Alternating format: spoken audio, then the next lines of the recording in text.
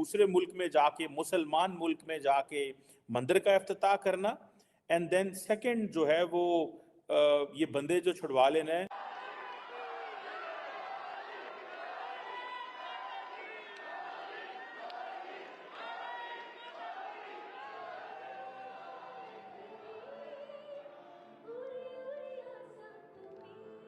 कैसे ये भाईजान उनके हुक्मरान ईमानदार हैं, उनके लिहाज से, हमारे लिहाज से चलो नहीं है, उनके लिहाज से ईमानदार हैं, बस यही बात है। हमारे क्या पॉलिटिशियन का मुकाबला उनके साथ हो सकता है, उनके पॉलिटिशियन उनके हुक्मरानों के साथ? बेशक नहीं हो सकता। अब इंडिया में सिर्फ इलेक्शंस की बात तो नहीं है, इलेक्शन से पहले भी काफी टाइम पहले से जो है वो हम देख रहे हैं कि कुछ ना कुछ प्रोग्रेस जो है बहुत अच्छी तरीके से भारत कर रहा है, चाहे इकोनॉमी। फरवरी को इंडिया के प्राइम मिनिस्टर यहाँ अबू धाबी में आ रहे हैं, शेख ज़ायद इंटरनेशनल जो क्रिकेट स्टेडियम है वहां पे, और बहुत बड़ा इवेंट होने वाला है। प्राइम मिनिस्टर मोदी पहुंचे हैं मिडल ईस्ट यूएई, जहां पे कहा जा रहा है कि वो अपने जो ग्लोबल मसल्स हैं वो फ्लेक्स कर रहे हैं।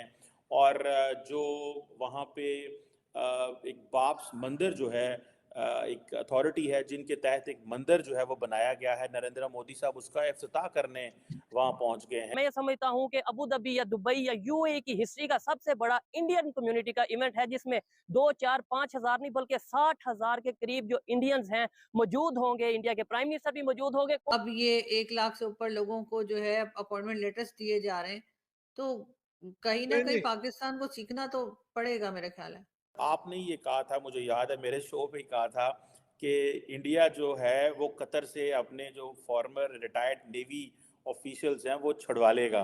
तो वो आज यही हुआ है कि वो 8 नेवी जो के लोग थे वो आ गए हैं। मिडल ईस्ट की हिस्ट्री का पहला मंदिर इनॉग्रेट होने जा रहा है अबू धाबी में, जिसे BAPS बैप्स के नाम से एक ऑर्गेनाइजेशन है, हिंदू ऑर्गेनाइजेशन, जो कि जिन्होंने अबू धाबी के अंदर अब तक का दुनिया का सबसे बड़ा मंदिर बना, जिसकी ओपनिंग के लिए इंडिया के प्राइम मिनिस्टर नरेंद्र मोदी को वहां पर बुलाया गया है। बहुत अच्छा उन्होंने अभी गिव एंड टेक किया, अच्छा है उनको, वहाँ उन्होंने अच्छा किया।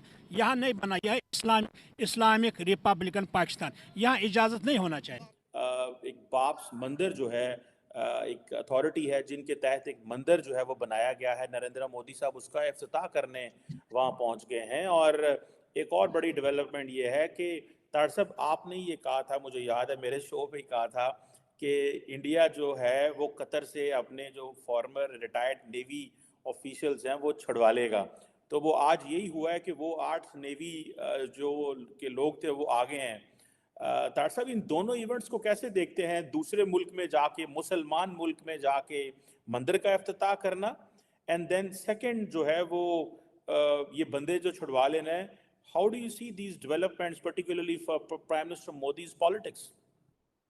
चीमा साहब, मैं बल्कि आज ना सिर्फ इस हवाले से भी बल्कि अपने देखने वालों से मैं आज क्रेडिट लेना चाहूंगा कि मैंने ना सिर्फ इसकी पेशगोई की थी कि कतर छोड़ेगा इन लोगों को, ऐसी कोई बड़ी बात नहीं। दूसरी ये थी कि जब मिसाइल के हवाले से आपको पता है वो जो एक खबर आई थी और बोइंग के हवाले से, तो मैंने कहा था कि ये नहीं रोक सकते, ये देंगे, ड्रोन्स भी देंगे और ये तैयारे भी देंगे। और दूसरे दिन ही खबर आ गई थी। उसकी वजह यह है कि चीमा साहब मैं वाशिंगटन डीसी को देख रहा हूँ इस वक्त, और I am sitting in Washington DC, और मैं इन्फ्लुएंस देख रहा हूँ डायस्पोरा का, भारत की इकोनॉमी का, उनकी साइंटिफिक अचीवमेंट्स का, उनके कंट्री के अंदर लॉ एंड ऑर्डर का बेहतर होना, चाइना का नीचे जाना, और ओबामा की वीक फॉरेन पॉलिसी को जब मैं देखता हूं तो मुझे इंडिया बहुत स्ट्रांग नजर आता है, बहुत स्ट्रांग है। और बाकी इसमें कोई शक नहीं है कि इस वक्त वाशिंगटन डीसी के अंदर यहूदी लॉबी के बाद दूसरी स्ट्रॉन्गेस्ट लॉबी, बल्कि मैं ये शायद ये भी कहने में मुबालगा राय नहीं होगी कि हो सकता है कि इंडियन लॉबी इजराइल की लॉबी, यहूदी लॉबी से भी आगे जा चुकी है, इसमें कोई शक नहीं। उसकी वाज़ेह मिसाल सामने नजर आ रही है प्रेसिडेंशियल कैंडिडेट।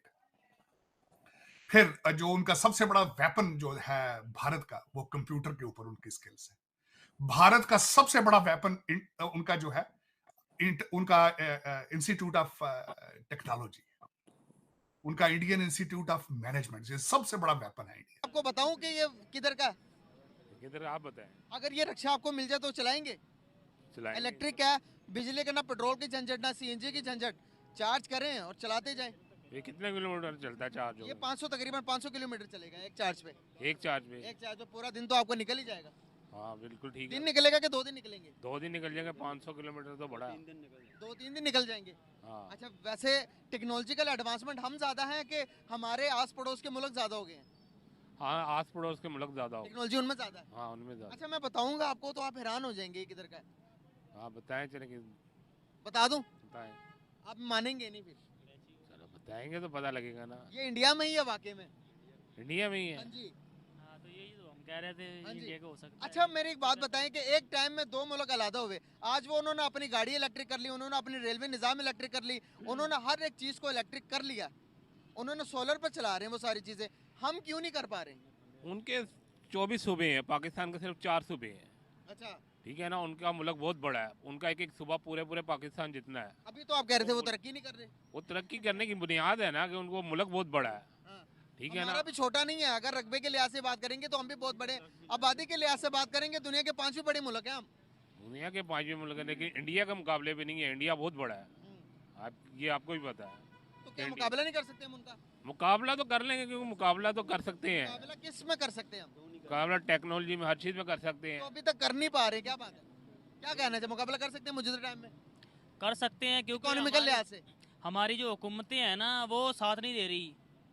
कि हमें ये दिखाना चाहिए कि हम पाकिस्तान से हैं और हम हमारी नज़र में सबकी इज्जत। जबरदस्त। और ऐसे ही कोई इंडियन है वो अपने इखलाक से, अपने काम से ये शो करेगा कि भाई मैं इंडिया से हूँ, और वो अगर उसकी रिस्पेक्ट होगी तो वो इंडिया की रिस्पेक्ट होगी। अगर एक पाकिस्तानी की किसी भी फॉरेन कंट्री में रिस्पेक्ट होगी तो वो उसकी तो होगी, साथ ही साथ पाकिस्तान का एक पॉजिटिव इमेज वो शो करेगा पूरी दुनिया में। और अच्छा इसमें ये एक और बात है जी, कि हम जहाँ कहीं भी जाएं ठीक है, हमें अपने मुल्क का नाम रोशन करना चाहिए। हम और- वक्ती फायदा, वक्ती पैसों का सोच के कहीं से फ्रॉड करके निकल जाते हैं, ये नहीं पता वो आपने चंद डॉलर, चंद जो पैसे हैं, चंद दिरहम, वो आपने फ्रॉड तो कर लिया, लेकिन उससे आपके कंट्री का, आपके आने वाले लोगों का कितना इमेज खराब उस होगा। वो बंदे को ये यही पता होना चाहिए कि अगर मैं कोई ऐसा काम करता हूँ तो ये सिर्फ मेरा नजरिया नहीं है, मेरे लिए नहीं है, ठीक ये मेरे सारे मुल्क का नाम जो है जो वो कि खराब हमारे होगा। पॉलिटिशियंस करते हैं। अब हमारे मुल्क का नाम अगर खराब है, हमारे पॉलिटिशियंस की बिल्कुल वजह से बिल्कुल खराब है। ऐसे, बिल्कुल ठीक ऐसे है। कोई अच्छा, इसमें लास्ट में मुझे बताएं, ऐसा तो नहीं है कि यहाँ पे इकट्ठे रहना मजबूरी है? ठीक, नहीं नहीं, एक बात है, और वापस दोबारा कंट्री में जाके, क्योंकि यहाँ पे लॉज सख्त हैं, रूल्स हैं, तो यहाँ पे मिल के रहते हैं, कंट्री में जाके फिर वही नफरत वाली सोच हो जाती है पाकिस्तान में। नहीं नहीं, नफरत किसी से इंसान को नहीं करनी चाहिए, नफरत सिर्फ जुर्म से करनी चाहिए। ये चीज है जबरदस्त। इंसान जितने हैं वो सब बराबर हैं, मुजरिम से हमेशा। नहीं। हाँ बिल्कुल, इंसान सब बराबर हैं। हर इंसान को दूसरे इंसान का ख्याल करना चाहिए। ऐसे ही है, और चाहे वो हमारे किसी भी मजहब से बिलोंग बिल्कुल, करता है। हजरत मोहम्मद मुस्तफ़ा सल्लल्लाहु अलैहि वसल्लम की ज़ात मुबारक ने फरमाया